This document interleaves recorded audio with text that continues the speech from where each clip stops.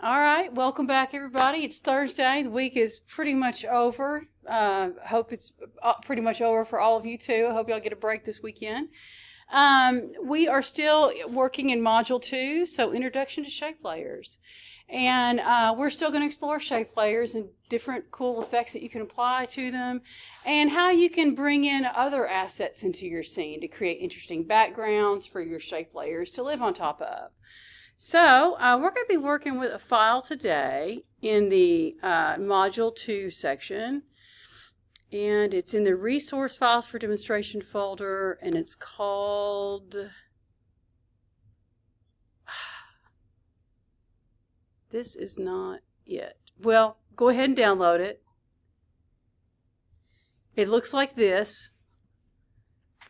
It should just be called map. But anyway, this is the image that we're working with. So go ahead and download it.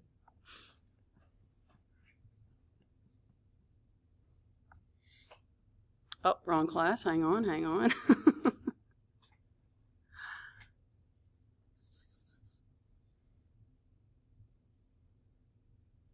Okay. And just to kind of give you a goal for what we're shooting for here today, we're going to create a composition that has a map as just the background element, the background scenery. We're going to create a simple path using the pen tool. And we're going to experiment with assigning a stroke color to that path, a stroke weight, giving it an appearance of a dashed line. And we're going to make it look three-dimensional. So we're going to add some effects to this dashed line as well. We're going to add the emboss effect and drop shadows. And then we're going to add a special animation effect to our path called trim paths. And so this is what we're going to end up with by the end of this demonstration. So we're going to have a path that looks like it's tracking in. It's going to stop for a second, rest, and then it's going to track out. So that is one of the things we're going to accomplish today. We're going to start with a real simple shape before we move on to this map image, but do go ahead and get it downloaded and have it ready to bring into After Effects. So just to explore trim paths all by itself, all right, let's just focus and home in on this concept. We're going to just create a brand new composition just to play around in. So I'll stop this animation. And to create a new composition from scratch, when you already have a project working, now you're just now opening After Effects, just go ahead and hit the new composition icon button, and it will create a new composition. If you already have opened After Effects and you've already imported this image, then you'll want to create a new composition within that project. And you can do it by either going up here to Composition in the menu bar and choosing New Composition, or you can click this icon right here in the Composition window.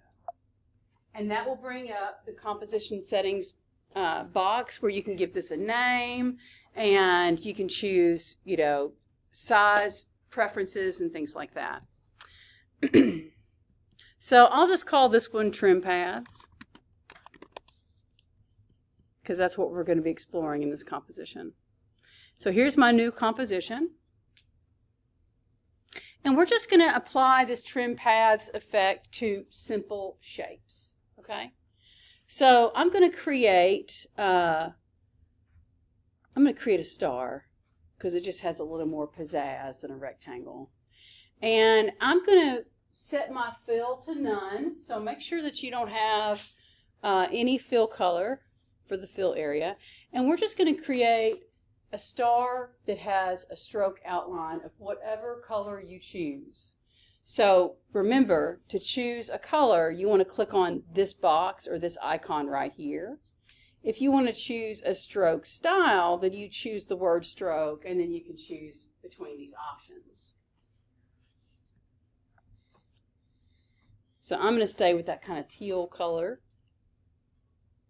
And now I'm just going to come out here to my work area, click and drag, and make a big star. So I know that a lot of y'all are still kind of new to this, to the layers and the timeline. So let's just take a look at what we have really quick before we move forward. And I'll collapse this. So when we started drawing in that new composition, we created a brand new shape layer. And so that's how it looks. Remember, it's got that blue highlight in the timeline. That's your visual cue that we're working with shapes. If I expand this, we have the contents section, which holds any other shape that we would create on this layer. You would see another layer in the contents section naming the shape that you created. So we have a polystar, and that's why we see the polystar. And then we have our master transformation layer, or properties layer, and that is these are the transformation properties that control all the elements on that layer. So if I had 5 stars on here, and I went to this master transformation layer and scaled down, all 5 stars would scale down, all right? But if I just want to focus on one element at a time, then I would go to that elements layer in the contents layer and choose its transformation properties and scale it independently of any of the rest of the content on that layer. All right, so we went over this Tuesday. I just wanted to put that out there again as a little mini review, okay, because it's a lot of stuff to keep up with. Now, we also explored that with shape layers, we get this little handy add button that comes built into the layer. So it is ready to start accepting effects and other kinds of visual elements. So let's just click that and see what we have. We've already explored wiggle paths and how you can customize the frequency of the wiggles. Today we're going to choose trim paths. And so when I apply the trim paths to this layer, it's going to be right here at the bottom of the stack. So if I had a circle or an ellipse up here as well, this trim paths would get applied to that as well because of the stacking order if it sits on top of the trim paths layer. But right now we just have one shape.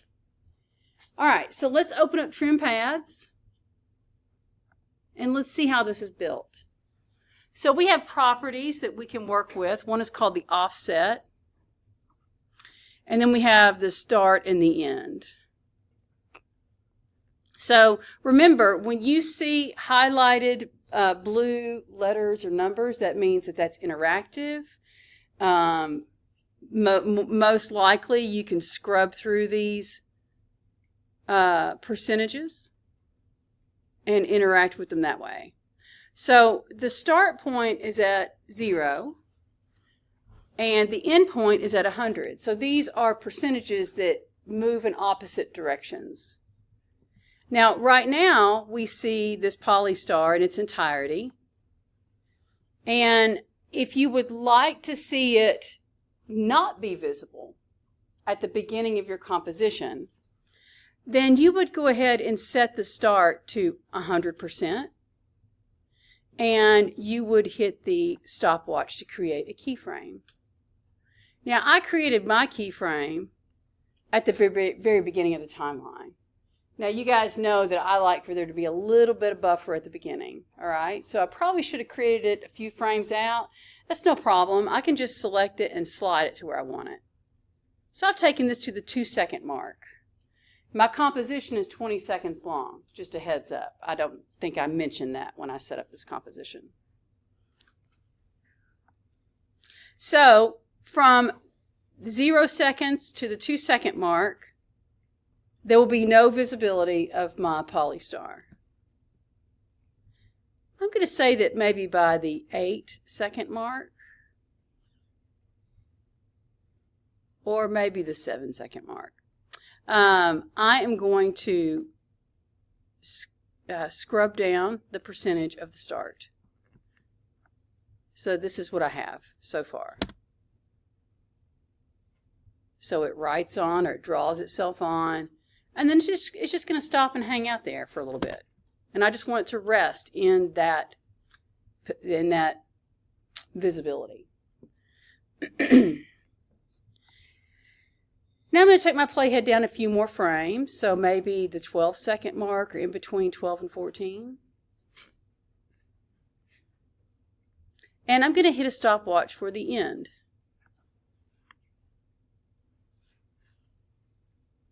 So this is going to create a keyframe for the end point. And by probably the 18-second point, so that gives us 2 seconds before the end, so we have a nice little, where it just goes back to a black composition window for the last 2 seconds, all right? So around frame 18, I'm going to scrub through my end percentages and take it down to 0.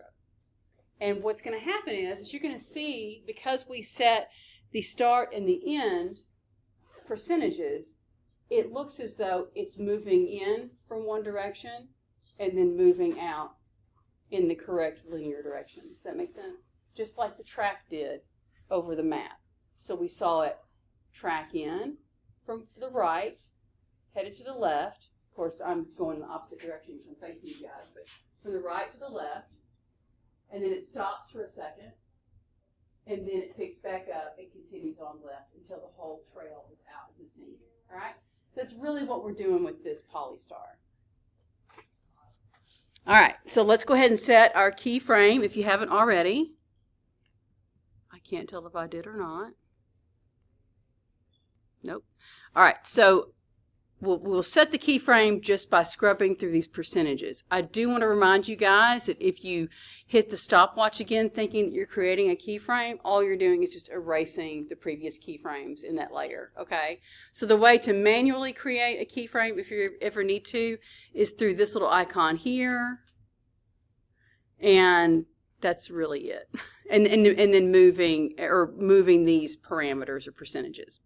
All right, so now I'm going to scale this down to 0. And there is the animated trim path effect.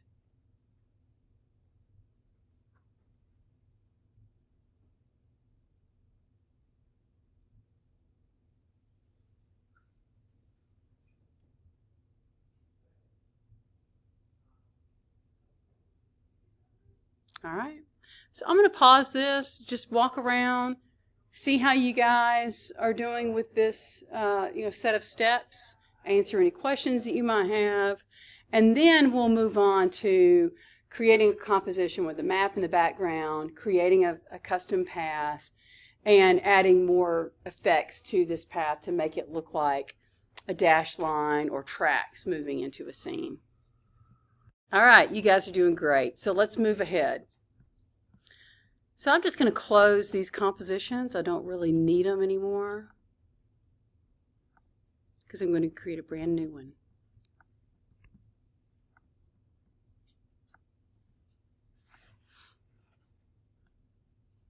So once you import your map JPEG file into your project, it's just going to show up in that project window where all the rest of your assets are.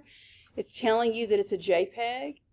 So remember when we were exploring getting started with compositions in After Effects, and you had 2 options. You had one that was from footage and one that was just a brand new composition. Well, in a way, we kind of have a need to create a composition that's the right size for that JPEG image. But we don't have a button that lets us create a composition from JPEG. So there's another way that you can create compositions where their size is specific to an asset that you've imported. And the way that you do that is you just select that icon or that asset and control click or right click on that asset, and you will choose new comp from selection. And that will create a new composition window that is the exact dimensions of this JPEG file. So now we have a brand new composition. I don't know if it's named or not. Yep, map 2. So it named it after the name of the JPEG. I should have known that. And really all we need is just for this image to be visible. all right, to give some context to that track that moves into the scene. So what we're going to do is we're just going to lock this layer. We don't really need to mess with that. But we are going to create a new shape layer using the pen tool. So I know we've made lots of shape layers just using shapes. Let's create one now using the pen tool. So the pen tool creates paths. These paths, as far as I know, cannot be filled even when you close them. They don't behave like paths do in Illustrator. When you go around full circle and close a path, you can fill that space. Don't think this program does that. I've never really been able to get it to do it. So if you need a shape that's closed, that can be filled and things like that, you need to start from one of the geometric basic shapes and then just modify it from that point on. The pen tool just creates paths and stroke lines and things like that. So I'm going to create a path that kind of moves in a wavy kind of formation. So it's going to come in and swoop down and swoop back up and swoop back out. And so I'm just going to start, you can start to the left or the right, it does not matter. But I'm going to start on the outside of the composition window. And I'm going to click and drag, click and hold the mouse button down and drag. And that creates a vertices with 2 directional handles. So really what we've truly created is a curved vertice. All right? So we're already setting it up to where we are ready to start manipulating the curvature of this path. Now I'm going to move my pen into the scene and at a little bit of a higher level and click and hold and drag to create the first curved line segment that meets between those 2 vertices. Then I'll dip down into more of the center part of the map area and click again and drag. So I'm creating a third curved vertice. I'll move my pen back up, dip it up high, and then outside of the composition window. So now we have this curvy path that swoops in, down, up, and out. All right? Now, if you want to pretty up your path or change the geometry of it, you're going to switch to the selection tool. So remember, the pen tool only lets you create paths, and that's it. You can't edit your path with the pen tool, just for drawing paths. That's it. So you'll want to switch to a tool that will allow you to interact with certain points of a path, whether it be the vertices or the directional handles that control the Bezier paths or the curves of the path.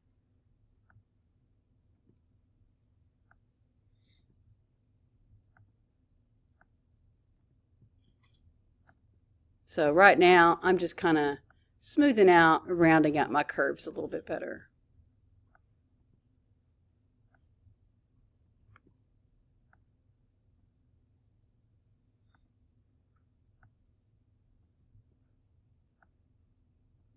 All right.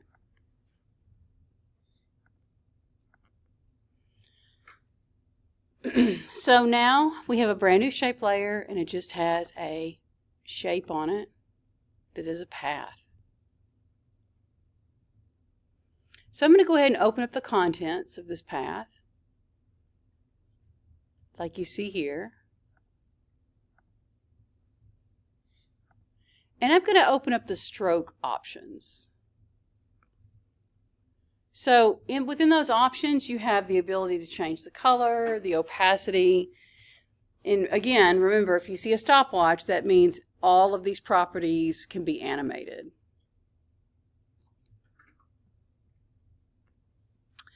Some cool things that you can do with just a stroked path, this just comes built into that shape layer, is dashes, which we'll get to that here in just a second.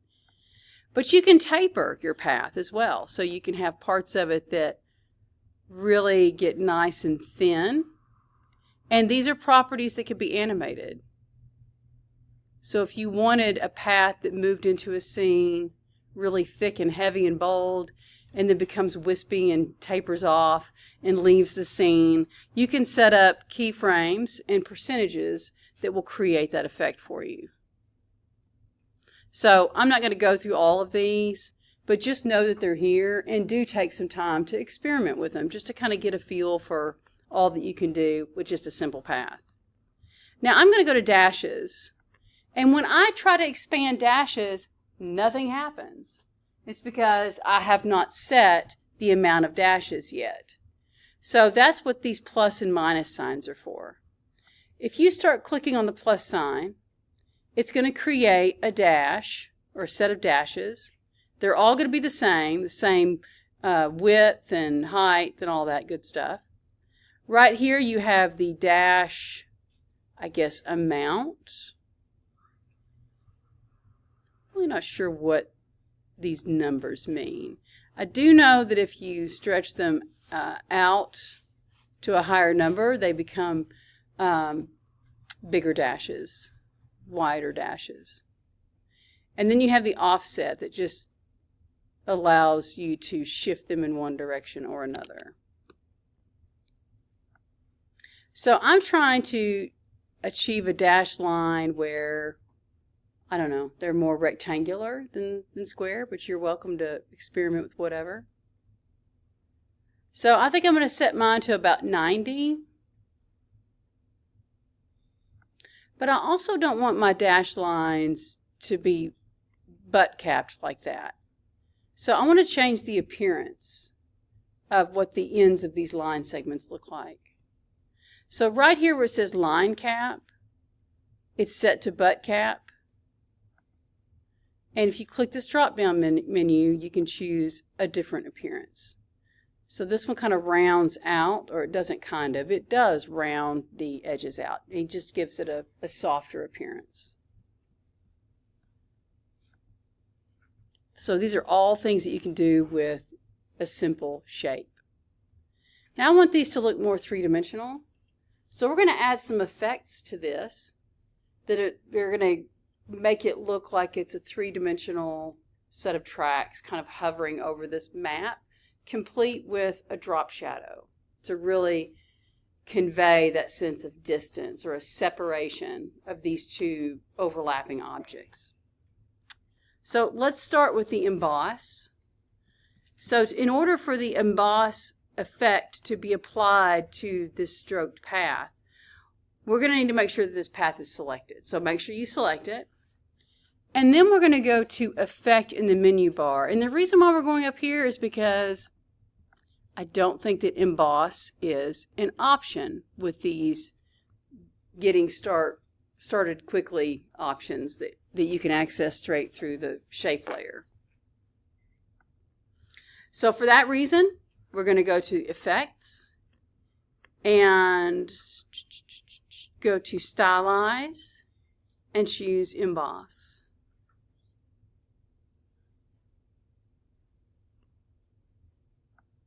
So what you're seeing right now is this shape actually being repeated, but in like 3 different color values, all right, to convey a highlight, a midtone, and a shadow.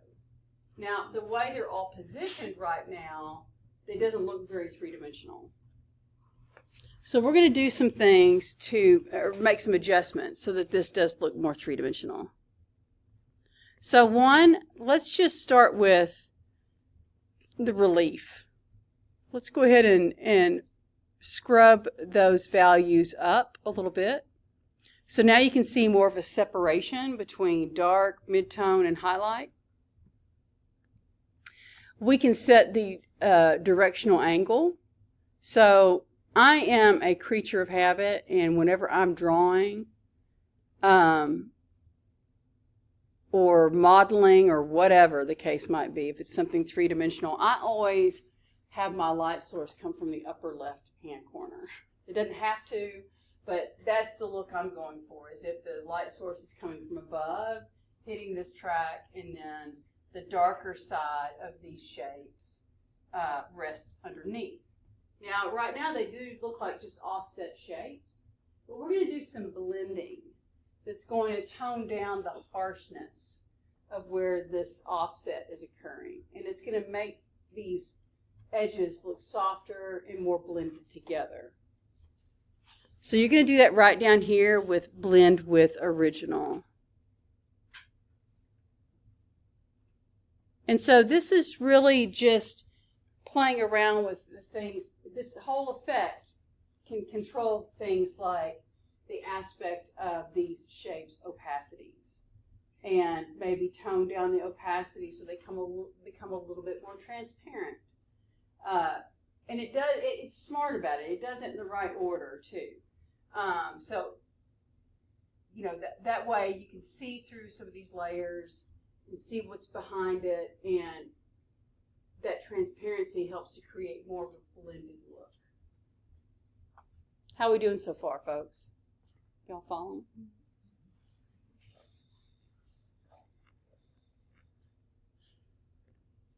All right, so I'm trying to think what else I want to do to this.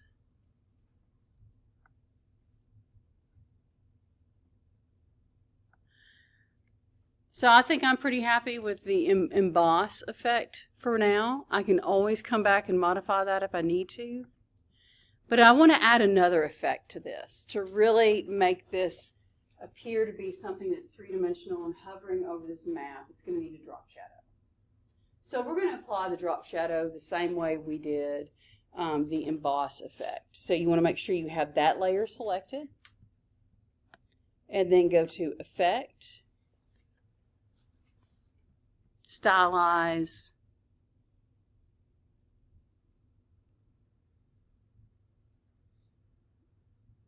I guess it's in a different section. Look for Perspective. There it is. Go to Perspective, go to Drop Shadow.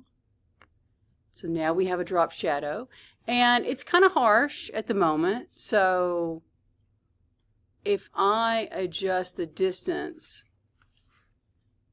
just by scrubbing through those values, you can see that it's a really hard, crisp edge drop shadow. It still looks like a drop shadow because it's transparent. You can see the map through it. So I think it translates well as a drop shadow. But maybe we don't need anything that harsh. Completely subjective. But I'm going to bring the distance in just a little bit. And I'm okay with the direction of this. What I might do is adjust the softness a little bit. So I took my softness down to around 34. And we still have the drop shadows, but they're not as harsh as they were.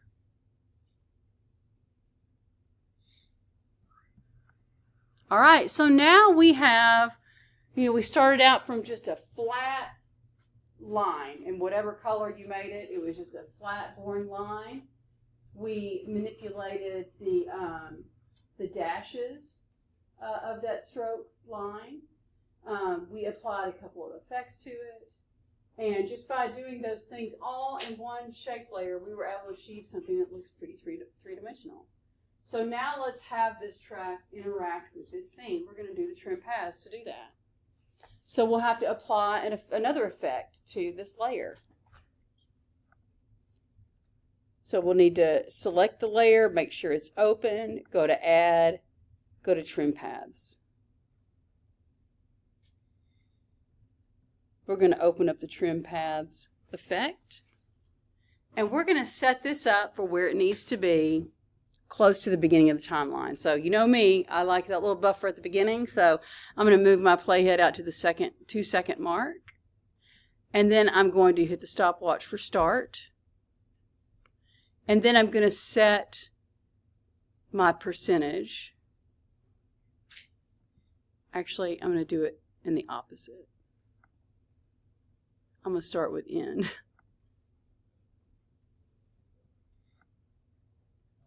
Because I want it to come in from the other side. And let me just explain why. First, before I explain, can anybody tell me why all of a sudden we're starting from the end and not the start? Because when we applied this to the Polystar and animated it using the trim paths, we first started with setting keyframes for the start parameters, and then we ended it with the ending ones. Can anybody tell me why we have to do it opposite this time? Huh?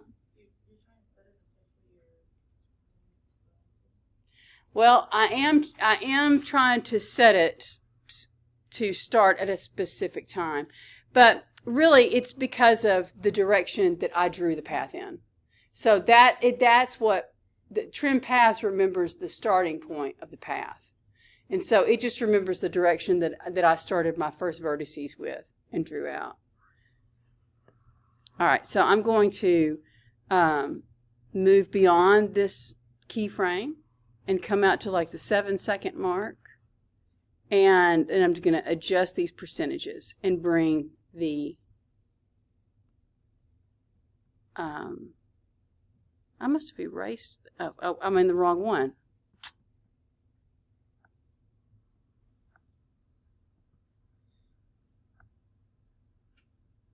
All right, so I'm going to adjust the percentages for the end. And then it's just going to hang out there for a few seconds. And I'm going to create another keyframe for the start. And move this closer to the end. And then set my percentages.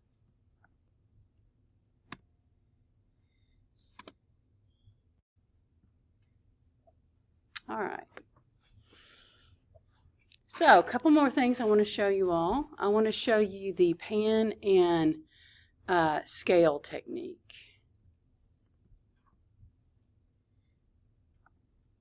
So in order to do that, we're actually going to get out of this composition. So, and I'll save my project really quick. It's always a good idea to be in the habit of saving.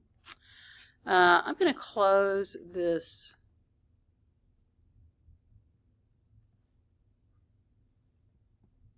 composition.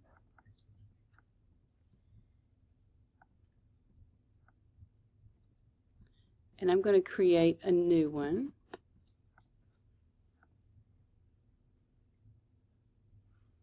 And I'll make it the same size as, or just one of these standard sizes, it doesn't matter.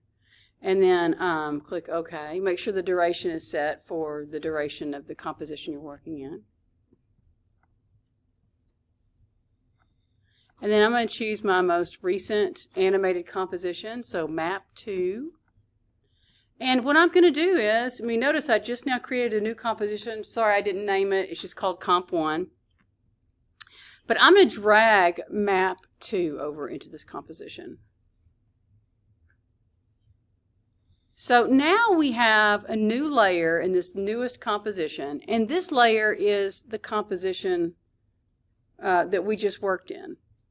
And I can open it up, and you can see it doesn't give you any contents because it doesn't recognize contents. It just sees this as a project that's all wrapped up in a sealed envelope, and you can see it all, but you can't really mess with it.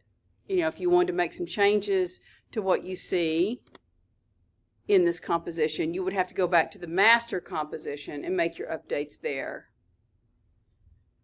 So this really sees it as, this composition sees the composition within it as just kind of a merged object. But what that's going to do is it's going to make it easier for us to create this pan and scale technique. So I'm going to start with resizing my composition a little bit, just scale it up so it fills more of this window. It's okay that some of it's gotten a little cropped off. This is just for demonstration purposes. I'm going to position it to where I can really see all of that outline moving in and out.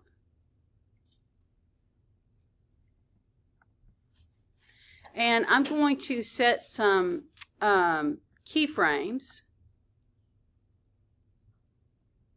for position and scale. And so you can see the keyframes in my timeline. I did this at like the second mark, the 2-second mark. And so I'm going to scrub the percentages of the scale and the position. And I might move my playhead out to see where that line starts. And my goal is to position the scene and scale it to where you're zoomed in on where that track comes in, okay? And then that's going to be the starting of it. And then as the track starts to track into the scene, we're going to zoom out so we can see more of the composition window. So we're going to be setting keyframes for the position and the scale to create this kind of zooming in and out effect.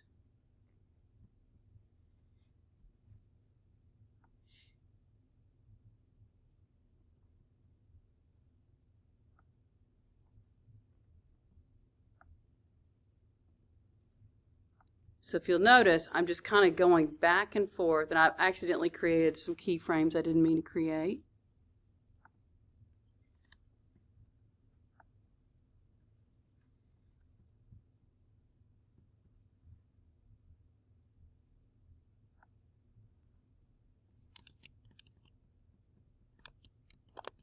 There we go.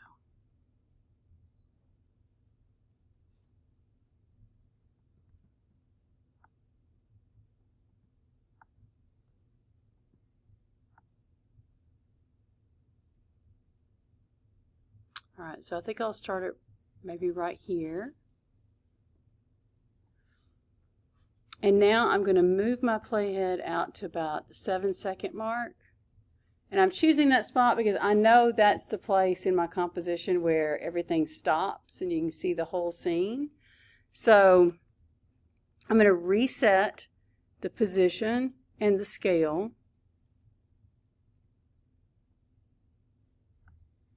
Of my composition, my map composition.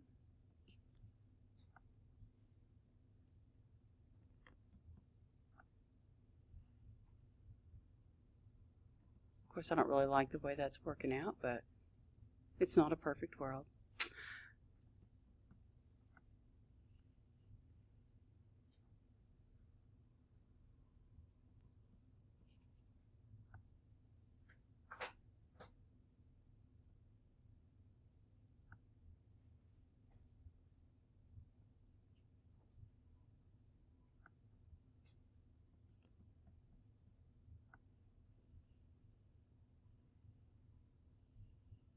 So let's see what I have.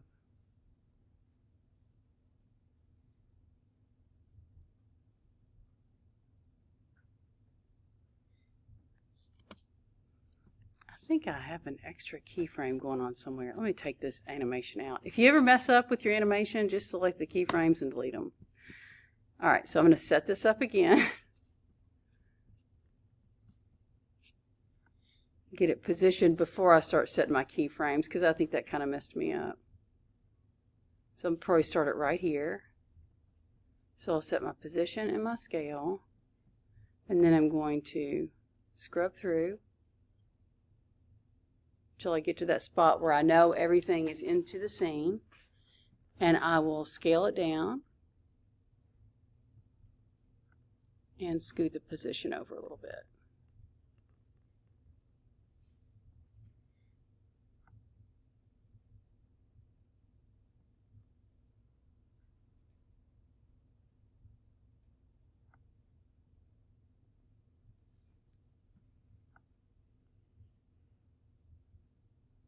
All right, and so I've got it set up to the little resting spot, and now I will have it zoom back in really tight where the track leaves the composition window.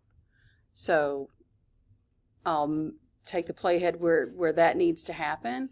I don't need to set any keyframes manually. All I need to do is start that process of zooming back in and repositioning. And it's really important to do all of these changes of the locations and values and percentages all at the same keyframes. So if I were to nudge this playhead forward or backward even one frame and then make some change to these properties, you would see like a popping and a snapping, kind of effect, and that's not what you want. So always make sure that when you make those changes that you do them where at the keyframe where that needs to happen. You take the playhead back to those keyframes, and you make all those changes there at those keyframes, and then move on to your next sequence of events.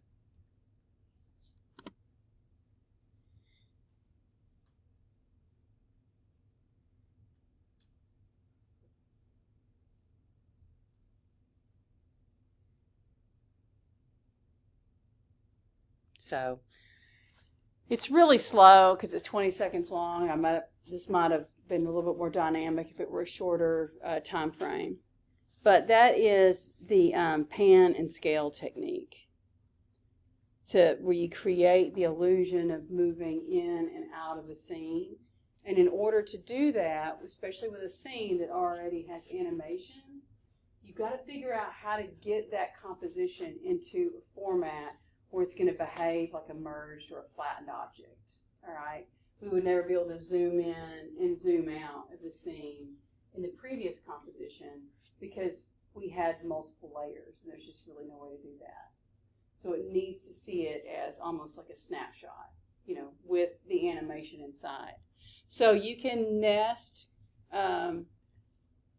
animated compositions with animated shapes, with even video elements in the background, sound, all that stuff. You can nest all of that into one composition, and then you can place that composition in another composition and use it in a different way, all right? So kind of think about compositions like those, you know what those Russian nesting dolls are, where you take one lid off and there's another doll inside. You take that lid off and there's another one. Compositions can be packed into each other in a very similar way. So anyway, that's all I'm going to cover for today. So I'll get this video uploaded later this afternoon. And next week, we're still going to be exploring other cool things that you can do with shape layers, and we're going to start working with video elements. So shape layers that participate with video elements that will be running in the background. All right? So you guys have a great weekend, and if you have a chance, please come back and look at these videos and just kind of review the things that we went over this week and practice some of these things that we went over. So when you come to class Tuesday, you'll be fresh and ready for moving on to the next step.